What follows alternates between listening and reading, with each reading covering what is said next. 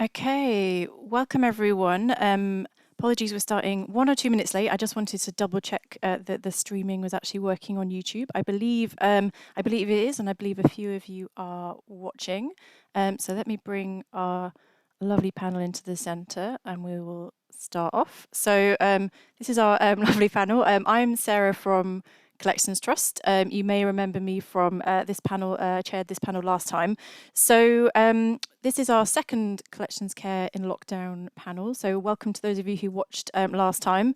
It's been about 5 weeks since we last did this. So we wanted to pick things up 5 weeks later to answer some more of your questions. We wanted to sort of follow up and revisit a few topics. And last time we talked a lot about emergency plans, a lot about collections care checks that you might be doing or that your colleagues might be doing in the building if you're going in periodically. So we're focusing on a few slightly different things now based on your questions, based on the fact that things have moved on and slightly developed. So thanks again to our panel made from our colleagues in the Museum Development Network. So we'll do some introductions shortly. The last thing I think that I need to say is that once we finish the live stream, the video of this will go up onto our channel, just like the first one did. It will go up with auto subtitles. So what we will do is we will go at some point, or my colleague rather will go through them and we'll edit them just to make sure that they're all clear, that there aren't any inaccuracies. So the subtitles will improve over the next few days if you are looking at it that way. So I will be chairing and I will also be monitoring our Twitter feed. So if any of you have any comments for the panel or any additional questions, if we have time, we will go through them. So as I've just warned my panel, if you see me staring off into the distance, I am paying attention. I'm just looking at our Twitter feed and our question sheet. So let's go on to our introductions. So if we can introduce ourselves, we'll go in the view that I'm seeing. So I'll ask each of you to just introduce yourselves and also to give us your thoughts on how things maybe have changed and developed over the last few weeks, particularly from a collections care point of view, or you might have some other thoughts as well, and maybe any particular useful events or resources that you've maybe noticed have kind of popped up in the last 5 weeks. I think that would be really interesting to hear your thoughts on that. So we'll start with Sarah Hartshorne because she is there next to me. So if you would like to unmute yourself and introduce yourself. Hi everybody, so I'm Sarah Hartshorne and I'm the Programme Officer for Museum Development East Midlands. It's been quite a hectic 5 weeks, so I'm sure everybody's felt that, and things definitely have moved on since we last had our panel.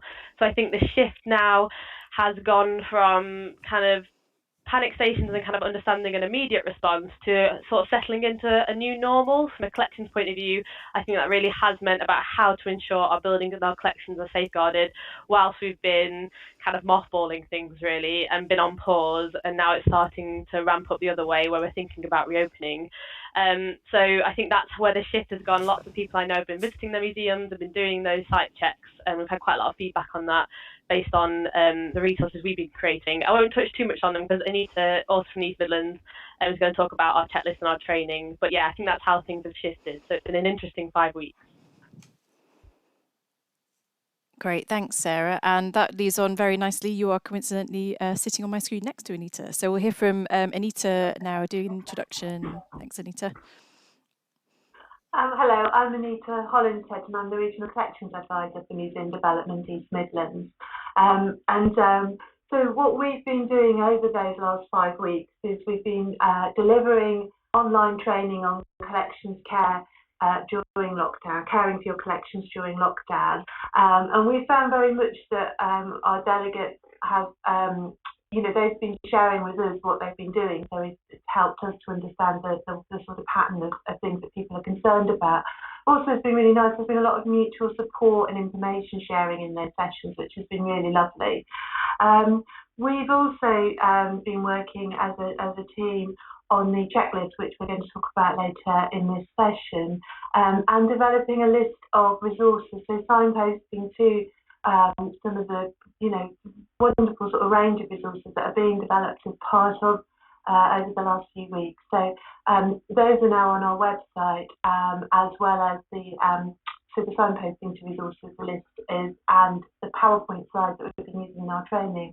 And also last week, we recorded the collections care under lockdown training session, but we did it as a kind of 20-minute session, so it was much shorter than it is when it's sort of delivered to delegates, but a sort of summary session. So that's also on our Museum Development website now. Great, thanks, Anita. And I think that's a really good reminder about all of the resources that are on the Collections Trust website and all of the Museum Development Network websites as well. So we're still updating that Collections in Lockdown section on the Collections Trust website. So if you go to the homepage and maybe you haven't looked at it for a week or so, there's definitely a few things that we've added there recently as well. So thanks, Anita. So next for her introduction is Libby.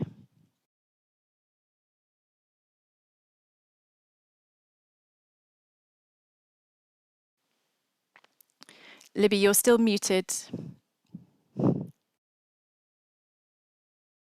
Every time I do it, every time. Hello, I'm Libby Finney. I'm the Regional Collection Care Development Officer for London Region Museums.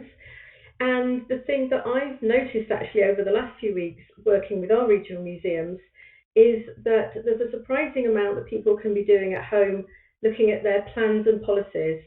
So you can be planning for what you want to do when you get back, which will enable you to kind of hit the ground running when you're there, but also have a look at what has worked particularly well in your plans and policies and maybe what hasn't. Because the one thing we might have a little bit more time at the moment with is time to think. When you're at work, you're often busy.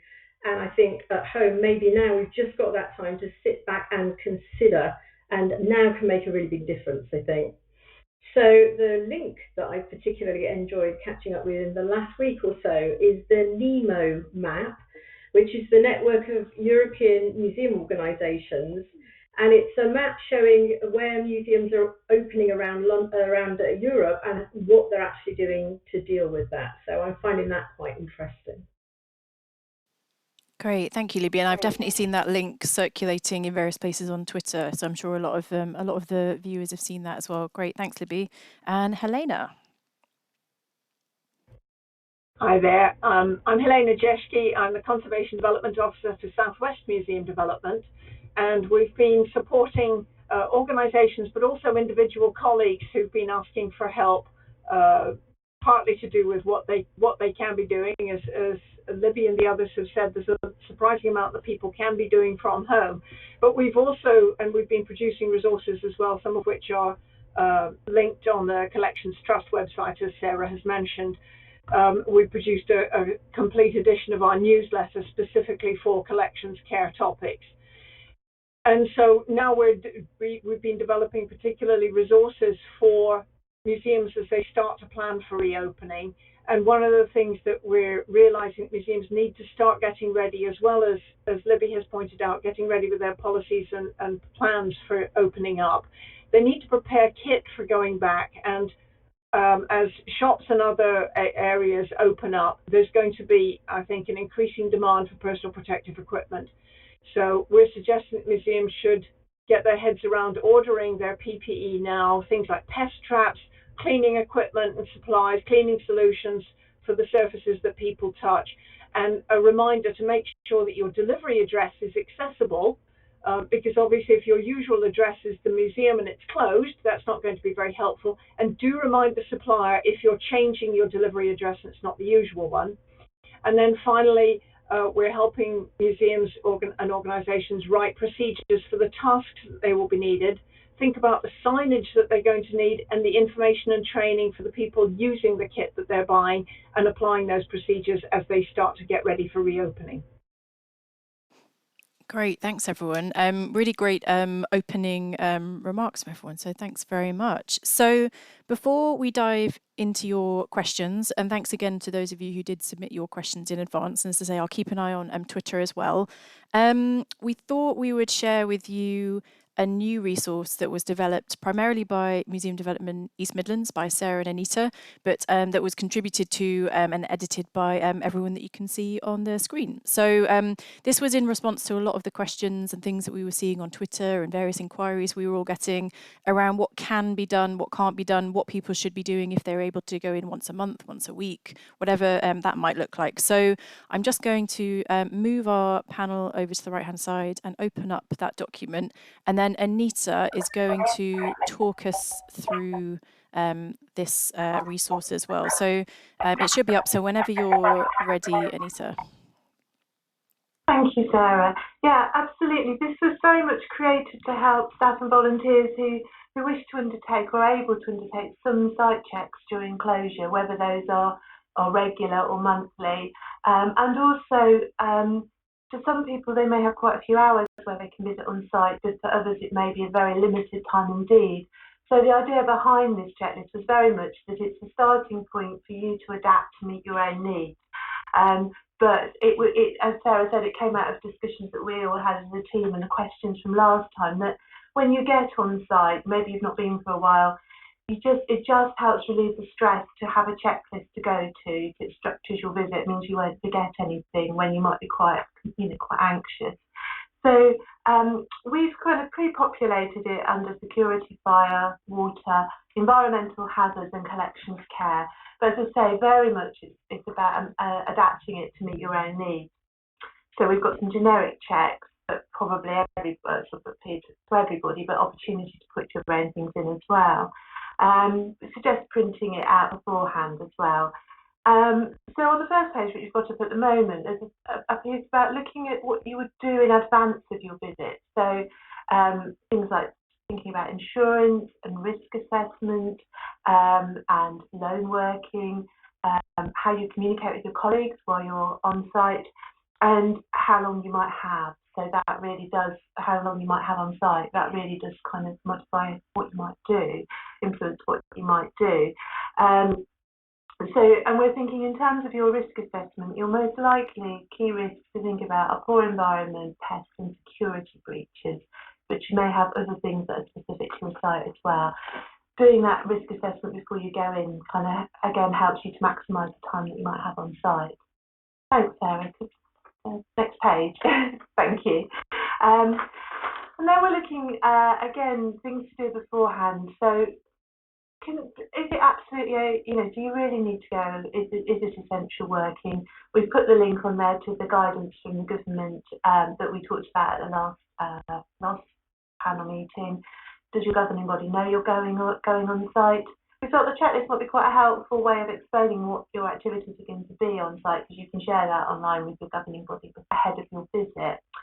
Personal protective equipment that you might require, like gloves and face masks, goggles, all sorts of things like that Helena's just been talking about. Your loan working procedure, are you going to contact someone before you go in?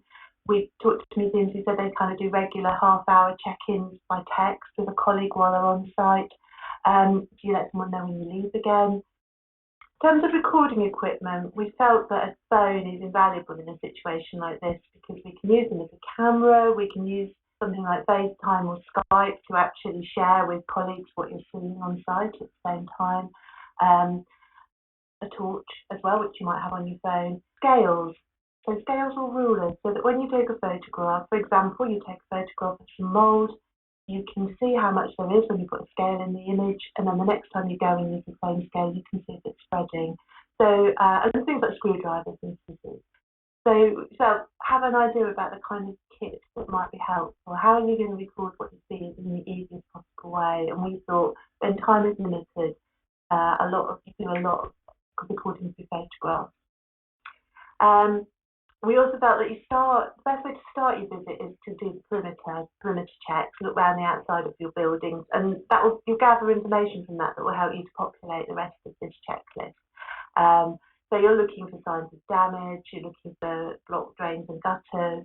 If you see any evidence of break-in, security breaches, then we would say, don't go in, but contact police and wait for someone to arrive. Don't go into a building where there potentially may be somebody in there. One resource that is really helpful in this is the Museum and Gallery of Scotland have a security checklist We've included the link to that on here. Again, you can adapt it for your own needs, but it's very comprehensive about things to look for when you're doing those security checks. So we've got a list of things to look at here, things particularly to consider about your keys and where they're stored and who might know that, your CCTV and your alarms and the security items. Sarah, if we could go on to the next page, please. And are all your display cabinets and storage areas and storage cabinets and things, are they all locked? So those are kind of generic things that we thought you probably want to check. And then we're looking at fire. So again, your fire detection equipment and things, those will be specific to your site. But check things like sockets not being overloaded, your alarms are all working, your fire doors are shut, and your own provisions for flammable materials, are they all now safely and securely stored on site?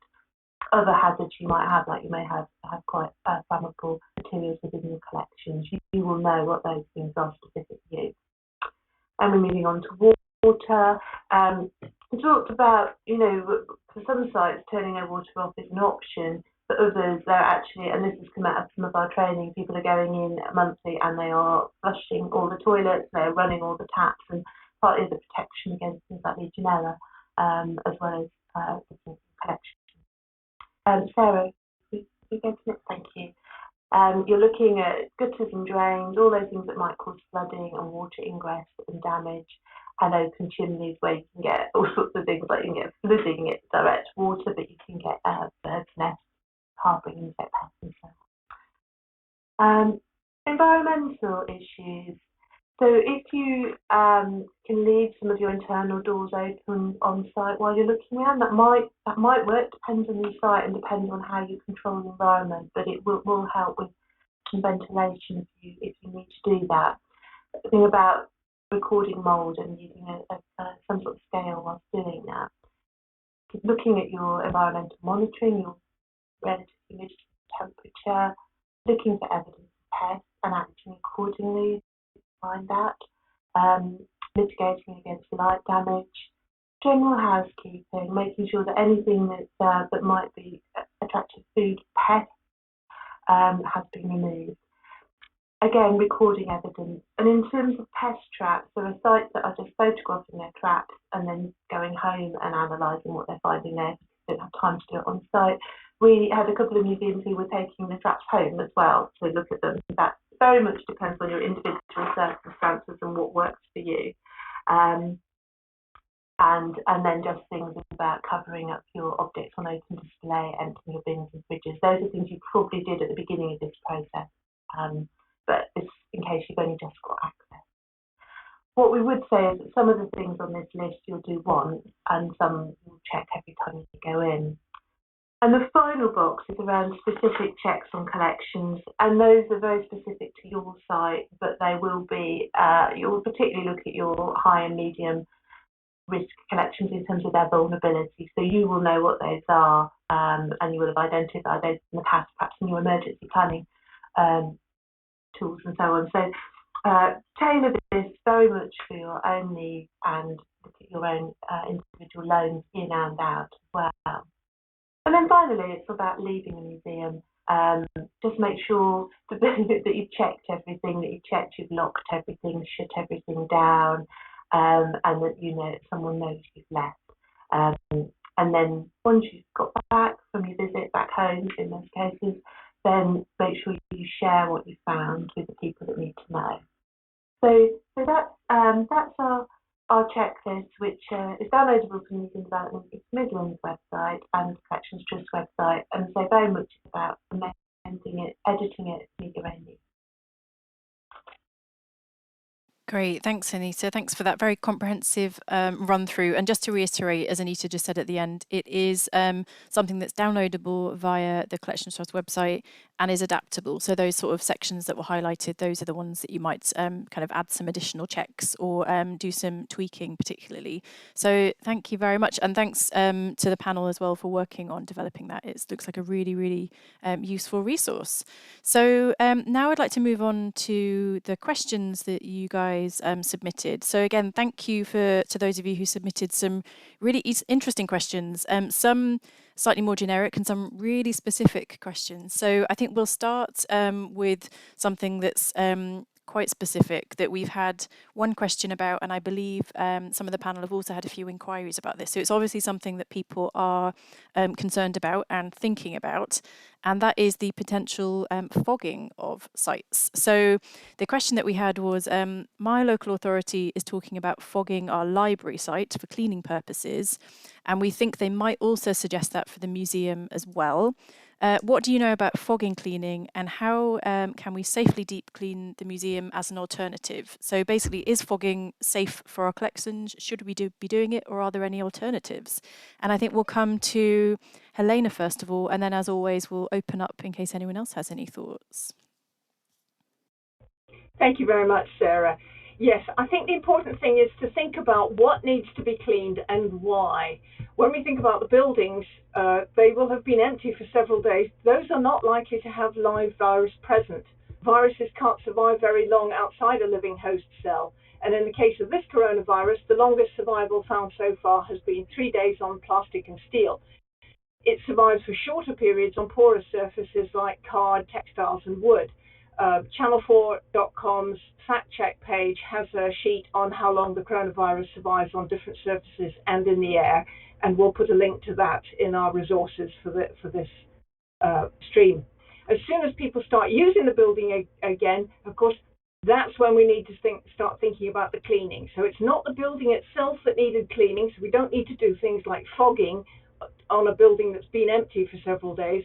We need to start cleaning when people are using the building, and we need to concentrate on cleaning the surfaces that they touch, things like door handles, handrails, countertops, keypads, and the floor, because this is where most viral particles are likely to be deposited, and we want to make sure that we capture those and they don't get redistributed up into the air again. Fogging an entire room or building will deposit chemicals on all the surfaces. This may be unpleasant for people, and it could be very damaging for objects in the collection. So the best thing to do is to clean in a controlled way. There is UK government advice on cleaning in non-healthcare settings, and again, Collections Trust will have the link to this on their website after this talk. So following that advice and adapting it for the museum environment, obviously the first thing, you need to be wearing suitable personal protective equipment. So you need to be wearing an FFP3 rated mask, a disposable apron, and impermeable gloves, ideally things like nitrile. Prepare what you need. Make sure you have bags with you for the safe disposal of the waste after you've cleaned. All waste should be double bagged. That is, you should put it inside one bag, which is sealed, and then put it inside a second bag, which is also sealed. If you suspect that somebody in the building has been in the building who is symptomatic, then the waste should be put on one side for 3 days, and then it can be put out with the normal waste as usual in its double bags. Use disposable cloths and use a household disinfectant cleaner at the appropriate dilution. Plan which surfaces will be cleaned in each area so that you can make sure that every appropriate surface is cleaned. It is very important not to miss any areas. Ideally, it would be good if you could clean the building last thing at night so that cleaned areas can dry. If that's not possible, then perhaps clean first thing in the morning before other people enter to use the building. It's been suggested it may make people feel more confident if they see cleaning in action. For example, wiping surfaces such as countertops, handles, and keypads. But do make sure that you're not circulating droplets or vapor or dust when people are in the building. So I would leave larger scale cleaning and vacuuming for when fewer people are present. Do be careful if you're using any chlorine-containing bleaches near objects, as some of the chlorine could vaporize and deposit on historic surfaces and on the objects, and that could cause harmful chemical reactions. Many chlorine bleaches in the UK also contain sodium hydroxide, which is a strong alkali and could also cause damage to historic surfaces and museum objects. If you're diluting from a concentrate, the advice is to use a freshly prepared solution. Don't mix up a large batch and plan to use it over several days. Mix up a fresh batch each day because the effectiveness diminishes as the solution ages. Apply the disinfectant solution with a disposable cloth. Don't spray it into the air or onto surfaces. Don't forget, dust can carry virus particles, so vacuum regularly and make sure you use a vacuum which has a HEPA filter, that's a high efficiency particulate air filter, When you've finished each day, empty the bag or canister and seal the waste in a further bag. So again, double bag the waste. If you have to clean historic surfaces, do be cautious. Test a small, discrete area first, and if possible, avoid using detergents or disinfectants on those surfaces. Use a clean microfiber cloth, which is dry or slightly dampened with pure water, rather than using chemicals. The microfibers will help to pick up any greasy surface, which will, of course, include any virus particles. Bag the cloths and wash them in a very hot wash. And remember, never use fabric conditioner when you're washing microfiber cloths. Don't forget also the importance of clear signs in the museum, reminding people of the risks themselves and asking them not to touch surfaces in the museum. So that's the general guidance. Control cleaning rather than fogging particular areas. Thinking first about what needs to be cleaned, why you're cleaning. Basically, it's virus particles that may have been dispersed from people coming into the building, and making sure that all relevant surfaces are cleaned regularly and that the waste is suitably disposed of. That's about all I can think of. What about the others?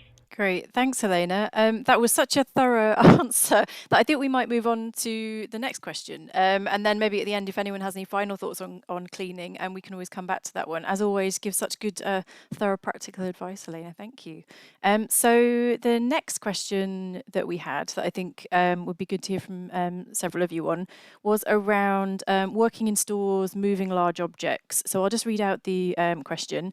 So the question was, how are museums going to manage social distancing in stores where 2 or more staff need to work closely together moving objects? What things do we need to consider? So before I go to Libby, who I think is going to try answering this first of all, and then we'll open it up hopefully, is that it's not for us obviously to comment on the actual guidance related to social distancing or physical distancing, whatever it is that you want to call it. Make sure you're following government advice and that your organisation develops procedures based on that government advice that we've been given, or that that evolves over time, obviously as well. So make sure you're up to date with all of that guidance.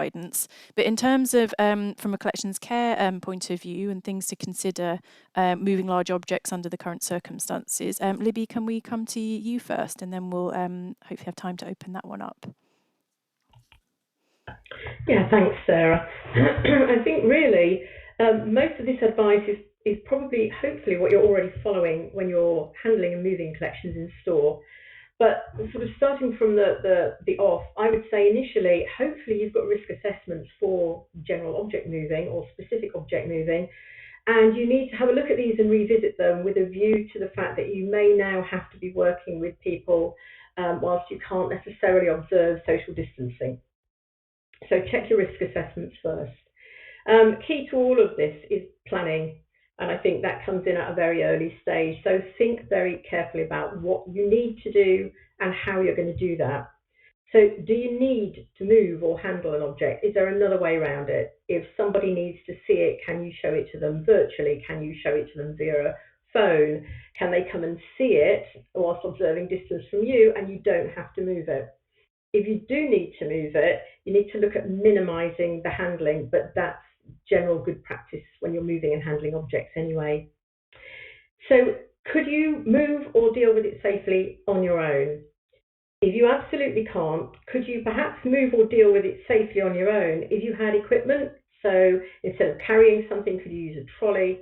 Look at what you've got. You might not have used it in that way before, but think of ways that potentially you might be able to safely move something without involving other people.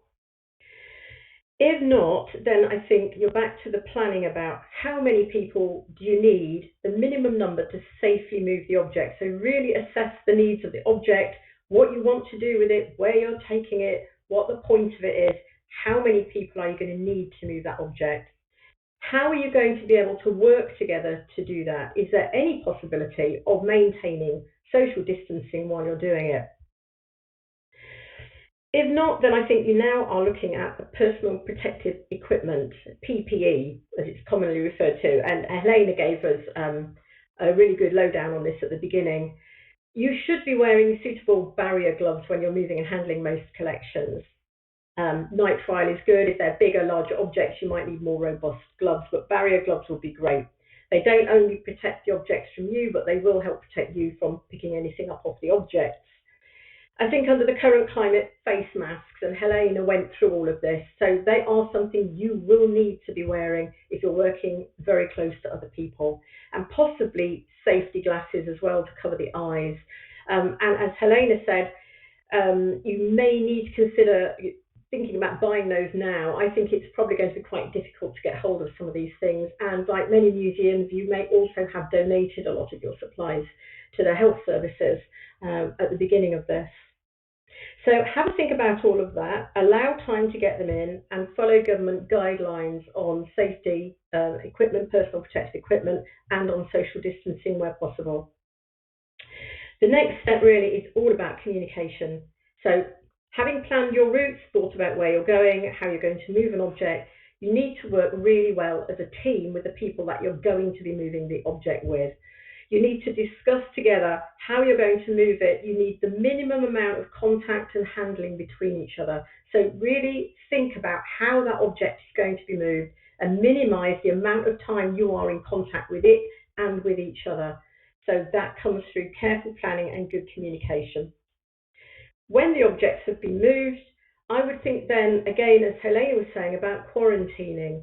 So once you've touched the object or you've been around the object, you might want to give that sufficient time for the virus to become inactive. And as Helena said, I think there's going to be a link to the Channel 4 fact sheet on that at the end of this. So you could quarantine the objects from handling, particularly if you're moving many objects and then maybe another team is coming in to move them elsewhere afterwards. Give them some time, and in order to do that, you might want to think about, do I label these objects? How do I show people that these are being quarantined? How do I know how long they've been in there? So again, plan for somewhere to put them or some way of labeling to draw people's attention to that. And finally, when you've finished, clean the equipment that you've used, or the surfaces, the work surfaces and your spaces.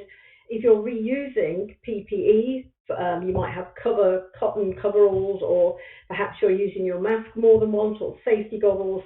Then you need to think about isolating them from each other so you don't pass contact between each other, and make sure that they're kept safe and that you could quarantine them yourself as well. So I think that's probably the way that I would go about that. Great, thanks, Libby. Another really comprehensive answer. So if Libby, you wouldn't mind muting yourself, I think you might have already done that already. Thank you. And then did anyone else of the panel just indicate, yes, Sarah, go for it. Yeah, I just wanted to add that managing risk in the museum, it's no different now in terms of the past, that it's a shared responsibility, and actually we should be taking these decisions sort of in the round. So when you're doing a risk assessment about moving objects, there should now be a consideration about the risk to the object if you don't move it. You know, is it going to deteriorate? Is that the reason you're moving it? Or actually, will it be fine if you just leave it there, even though that's a bit inconvenient for a few months, because the risk to personal health, you've got to balance those things against each other, and it's about not doing that decision making by yourself, but doing it with the wider team, with your governing structures, so that you're all taking a view as a whole about how you're going to manage the situation, because it is evolving and it is challenging, but it is also just risk at the end of the day, and we should always be managing that quite tightly. Yeah, that's a really good point. Thanks, Sarah. Anyone else wanted to weigh in on that question before we move on? No, great. Another really comprehensive answer. I've just got one thing to add. I forgot to say, don't compromise manual handling for the sake of not being too close to each other. It might be quite tempting to try and lean back a bit while you're moving an object, but you're going to put yourself just as much at risk from manual handling as from the, picking up the virus. So you do need, it's down to planning and risk assessment. Don't compromise one for the other.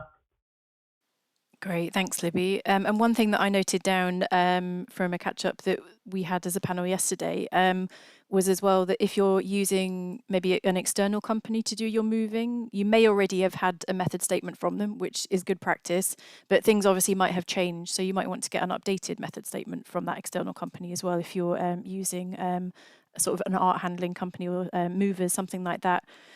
Great, thanks everybody. So the next question is another really practical one that we thought kind of went quite nicely alongside that one. So again, I think we'll come to Helena first. Helena's always good at these really practical niche questions. So this question is about how if it's necessary. So assuming that maybe an organisation has, is a historic environment, maybe historic flooring, and perhaps they decide, based on, again, the guidance and based on their policy, that they want to put out markers for distancing. Is there actually any safe way to do that on historic flooring? Helena, over to you. Righty-ho.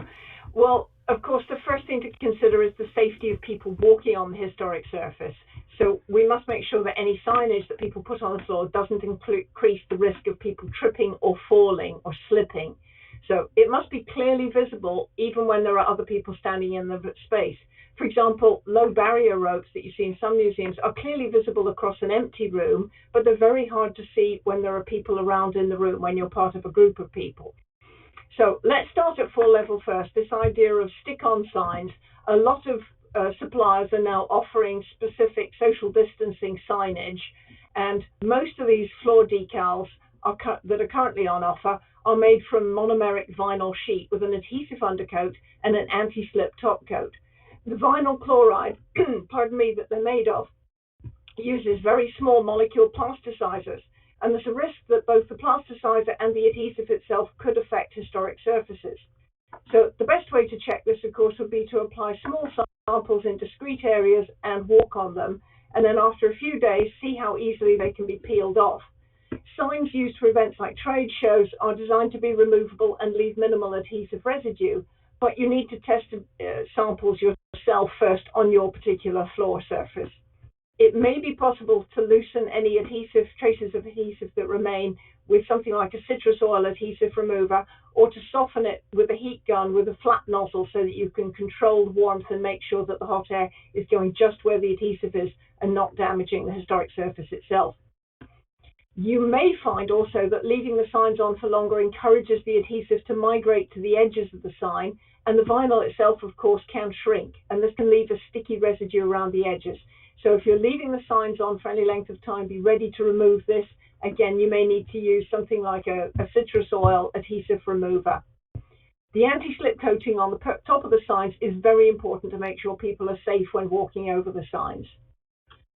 If the adhesive causes a problem on the surface, if you try with some samples and you really can't risk using it on the surface, for instance, if it starts to peel off a varnish or cause discoloration or damage, or if your surface is porous, like some stone surfaces, and you're afraid that the adhesive is going to be deposited or the plasticizer is going to migrate in and leave a permanent stain that's going to be difficult to remove, even say with solvent poultices, then you could also consider applying the signage on much larger vinyl mats so that you've got a very large, heavy mat that just lays on the floor but doesn't attach to it. It's got to be smooth enough at the edges that people won't trip over the edge, so do be careful about trip hazards. But that's another way to apply it, is to apply it to another surface that you then lay over your historic floor. So that's an option. Great. And I think sorry, Helena, I just think that's a good point. If you're not a specialist like yourself and don't necessarily understand all the interactions with these chemicals, sometimes the simplest solution is the better one, isn't it? So that sounds quite sensible. Sorry, Helena, do carry on. Not at all. So if that's really not going to be an option, then what else can we do for a safe distancing signage? So you may find that the next best thing is to consider barrier ropes and floor signs, like the little standalone signs that you find to warn people of wet floors. Do make sure there's enough clear space for people to see the signs from a suitable distance, even when there are other people in the area. If you're using low-level barriers and signs, so things that are, say, 60 centimeters from the floor, it also helps to prepare people to be ready for them by having clear signage at a higher level, at chest height, before they enter the space, so people can be aware that there will be low signs marking a route for them to use. Better, if you possibly can, to use higher level barriers and signs, so waist-high barrier ropes. Floor signs that are 90 centimeters high are available, and they're easier to see when people are close to them than the lower signs.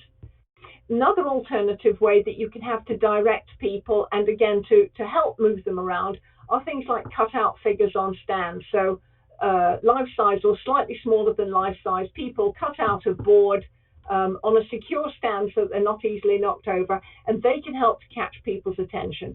in the past, you'd quite often see people using figures decorated to look like butlers or maids holding signs, but museums could design figures that are relevant to their collections. So, for example, you could have medium density fiberboard cut and painted to look like a dinosaur holding a placard. It'd be very noticeable, very engaging, but would also help people stay where they should be. Great, thanks, Do make Helena. sure if you have any painted signs or figures that they can be wiped clean with disinfectant. Great. And you're right about figures. They always catch my eye. They always make me jump when I walk into a room. So I think you're probably right about that.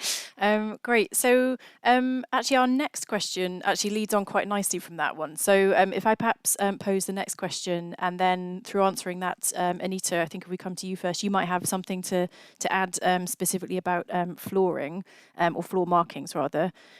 So we had a question about guidance for reopening exhibition spaces, and just to be clear as well in terms of what we're talking about in this panel, we are just going to focus, so those of you watching, on the collections care aspects. We obviously, this isn't a place for us to talk about how you handle visitors, how you manage your cafes, toilets, anything like that to do with reopening. So we're just going to focus on the sort of collections care aspects that might need to be considered. So if I come to Anita first of all, as I say, it links quite nicely with that last question.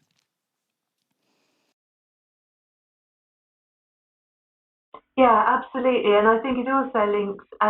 It links with that in some ways with the question about fogging or Libby's response in terms of the cleaning as well. So as we say, we're only going to talk from the collections care perspective, but understand that people will be thinking about that kind of visitor side of things as well. And really just to say that a lot of good resources are starting to be developed around that area. There's information on the Museum Association website, and the Museum of London have put a list on their news page of articles and resources, links to articles and resources about this. It's particularly helpful to look at what's happening in other countries where they are starting to reopen. So again, looking at Libby's Nemo map is a good starting point to see where countries are starting to do that. But countries like Germany and Italy are starting to kind of look at ways that they can consider reopening. So lots of helpful things that we can have a look at ourselves. And knowledge is definitely evolving in this area, and the situation is changing constantly. And we will be getting government guidance as well to respond to. Again, I'm covering some of the ground that's already been covered this afternoon, but that isolation and sites being closed is a very good way to deal with any kind of potential contamination of collections with the virus, where that can happen. There's a very useful sheet by the Canadian Conservation Institute called Caring for Heritage Collections During the COVID-19 Pandemic. Some really helpful information in there, and it also kind of reiterates that the virus will deactivate naturally over a number of days, but disinfecting solutions will damage collections often irreversibly. So we need to be very mindful of that, and I know that has been covered earlier. It also depends on environmental conditions. The virus seems to be prolonged in terms of its virulence at lower temperatures and lower humidity. But we're learning very much as we go along there, and we're not experts, but there is information that we can refer to. So returning to use disinfectant solutions. So transmission risks from objects on display to visitors is very low. They're very unlikely to be actually directly handling them. But we might want to consider whether we continue to have objects on open display, like large sculpture and so on, which people, although ask people not to touch things, it's quite difficult sometimes to avoid, or there's a sort of instinctive thing to touch things. So it's either about having very sort of strong enforcement of not touching things, which puts pressure potentially on frontline staff, or considering taking things off display. And in that respect, being mindful of the point that Sarah just made about risk assessment and whether you move things or don't move things, you have to look at your own individual circumstances, really. Also, that the risks in these areas in terms of coming into contact with collections may be higher in historic houses in the way that they're laid out. In terms of cleaning the collections, has kind of been covered earlier, but we look at very much about removal of dust, really, soft brushes, and the museum back with a HEPA filter. generally going to be sufficient. Helena made that point about how dust can actually be contaminated with the virus, so for the same sort of limited time periods. But it's about sort of that appearance of objects that you're going to put on display. So that should be the only kind of thing, should only really be surface dirt that we're worried about by and large. If you have to use a wet cleaning method using a museum grade detergent where appropriate by a collection specialist, then that might be something that you would consider. But and again, the point about PPE and whether we can actually get hold of PPE at the moment as supplies, the NHS obviously needs the supplies, they're not the priority. So also, if you're going to move things, again, just remember to do your movement records and your documentation, keep that up to date, to continue to monitor the pests and do all of those pest management practices that you would have done before, those activities, continue to do environmental monitoring, good housekeeping.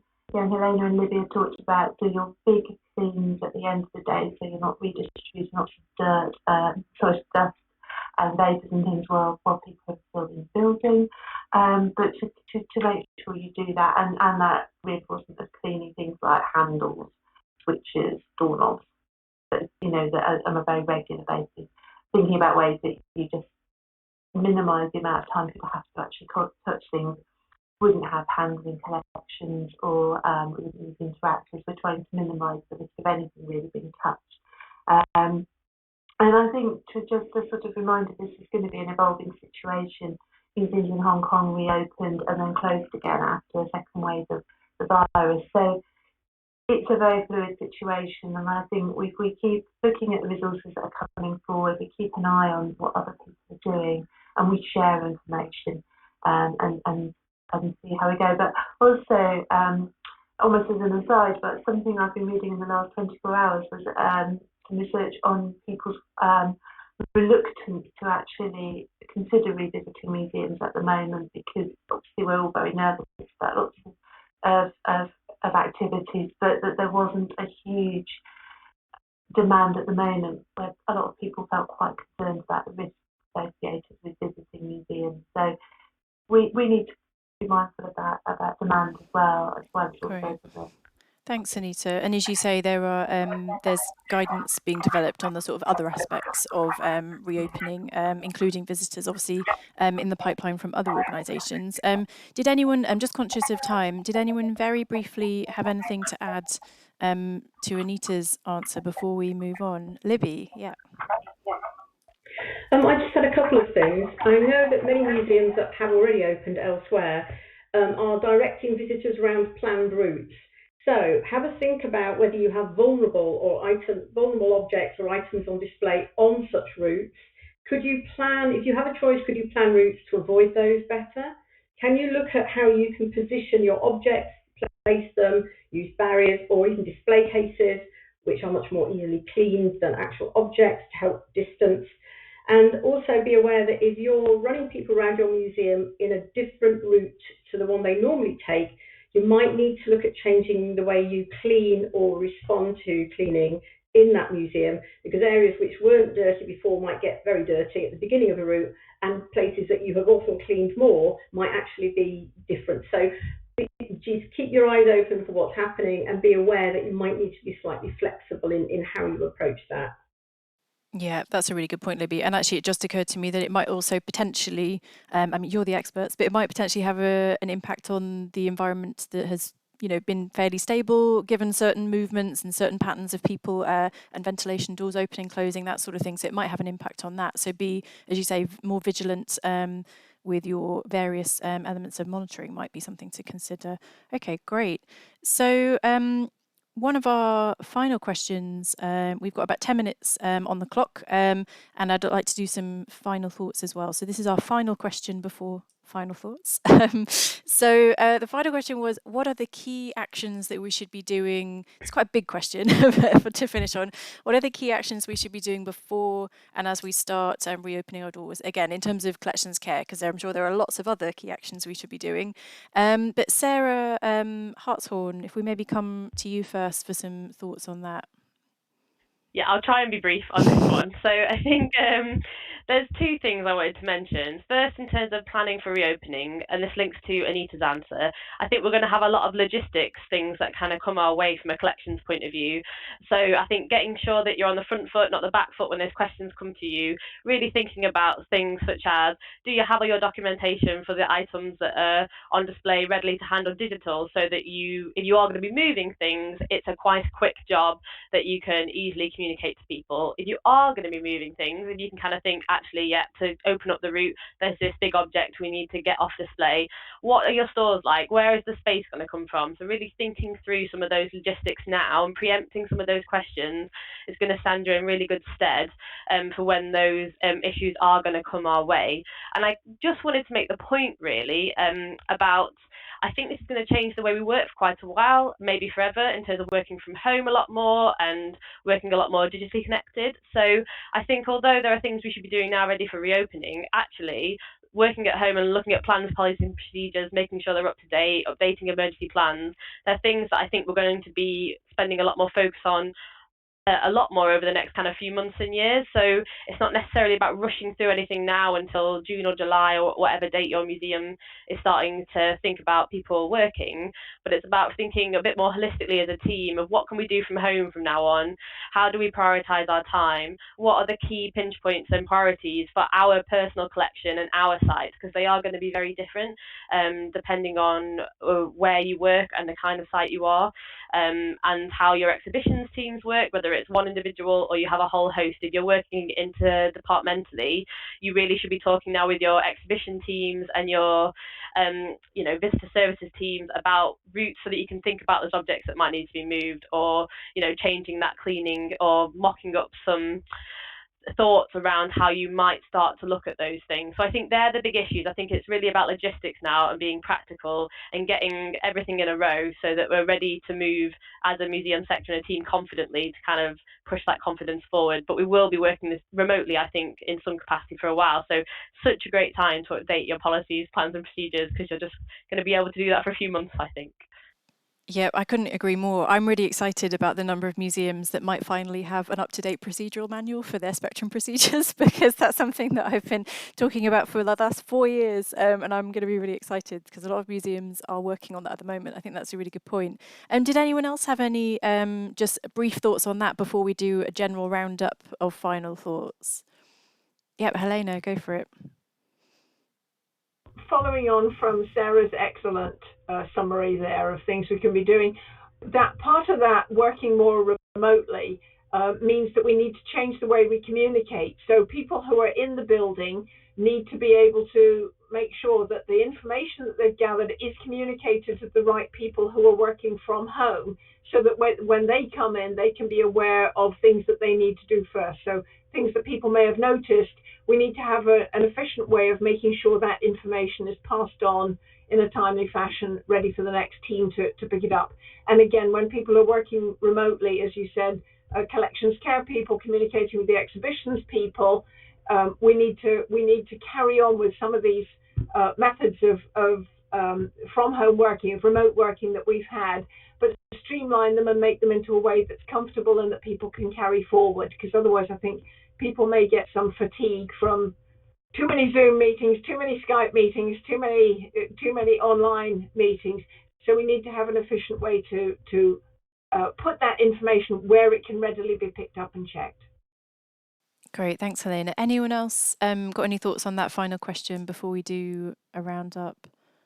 No? Okay, great. So that's great timing. So we've got exactly 5 minutes left on the clock. So I'd like, a bit like we did last time, just to go around just for some final thoughts. It might be something that you forgot to say on a particular question, or something else related to collections care that you think maybe we haven't covered, or as I say, just wanted to do in a bit more detail. So again, a bit like with the intros, if we go in the order that you're appearing on my screen. So Sarah Hartshorne is next to me. So if you want to give us your final thoughts, Sarah, on this. Final thought is, I think when we last met 5 weeks ago, it felt quite different, and we were really starting to think about strategies to cope. And since then, with doing our online training and putting our resources out, it's been really clear to me that collection staff have responded amazingly, and there's some really great creative work going on out there. So I just kind of wanted to say, kind of tap on the back to everybody watching about some of the amazing things that I've seen happening. And as we do move forward now into thinking about reopening, I think the collections teams are in a really good place, that we are information people and we're practical and we're pragmatic and we're used to kind of being in the thick of it in a museum. So we can really be strong voices and advocates for the collection and the museum site, but also how to do things safely. It's an approach that we're used to taking. So I think it's about being really open and working collaboratively with our wider museum team going forward. But I think we are in a good place to do that. Great. Always so positive, Sarah. Thank you. Not that anyone else isn't, but you're always so positive. Great. Can we hear from Anita now? Thank you. Sorry, yes. I just wanted really to just mention about contemporary collecting at the moment, sort of collecting stories of the pandemic, and about approaching this with sensitivity, obviously, and considering the code of ethics whilst doing that. It's maybe part of the way that we engage with people while we're closed, but we need to approach it with caution and sensitivity. Some interesting sort of pieces of sort of guidance and articles that are starting to come out about this. And also in the Observer on Sunday, there was an article about a sort of national diaries project. So the mass observation diary project, which is happening at the moment. So some really interesting extracts, people recording their experiences. And I think this is the kind of thing that's going to be really valuable for our archives in the future. And the Fawcett Society, and there's a young people's kind of group of diaries that's been collected as well. So to think about maybe an awareness of what's happening, but also thinking about artifacts, images, ephemera, stories, the kind of things that we ought to be bringing into our collections for interpreting this experience in the future. Great, thanks, Anita. And I think it was Sarah who mentioned earlier about when it was in the context of moving stuff, but make sure you've got the room for this stuff that you might collect as well. Okay, great. So Libby next for some final thoughts.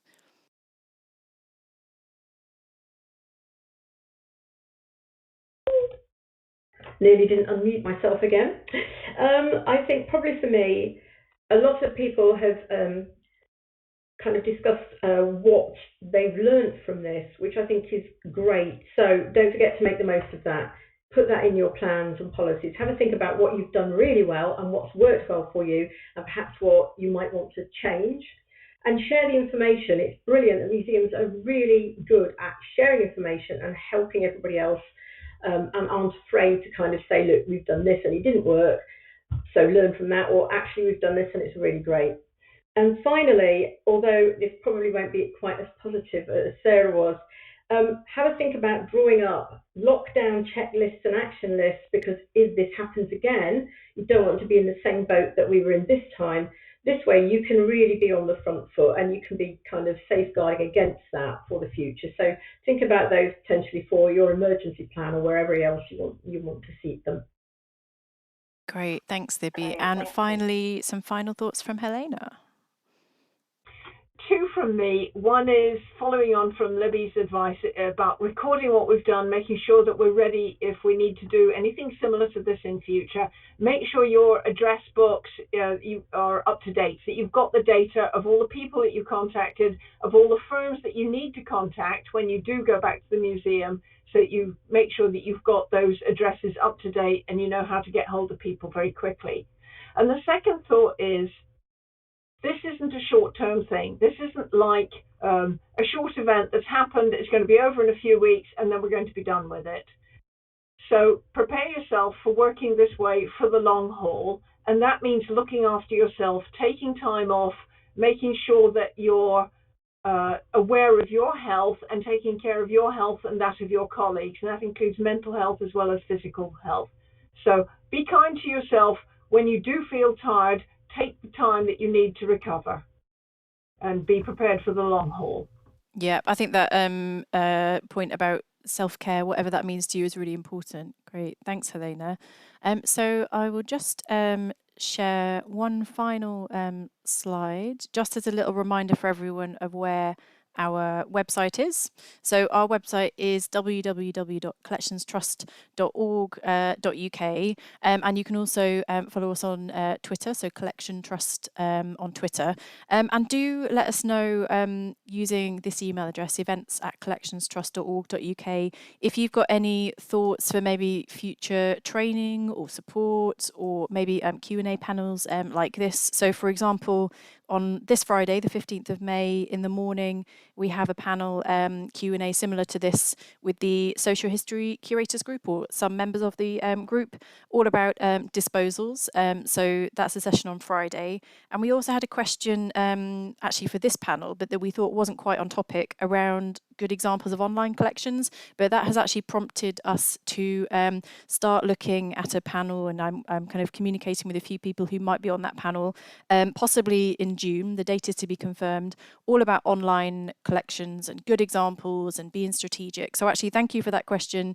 Even though it wasn't on topic for this, it's actually prompted us to think about a panel on that topic. So as I say, any thoughts, do email us here. Can't make any guarantees, but it's always good to know what things people are potentially interested in terms of other topics. So the last thing I wanted to say was, again, just thank you so much to our panel, who are now down the side here. Give us a little wave. So thank you so much again for joining us, and for all of that work and talking through that resource as well, Anita, and working on that resource. That was really helpful. And the subtitle video, as I say, will go up reasonably soon, but the subtitles will get edited and improved over the next few days. So we'll all make sure that all of those subtitles are really clear when we go through and edit those. So thank you very much, as I say, for joining us, and thanks for the people who engaged on Twitter. We didn't actually have any Twitter questions, so that was quite good in some ways, but some nice comments on how useful and practical you've all been. So thank you very much again, and thanks everybody for watching.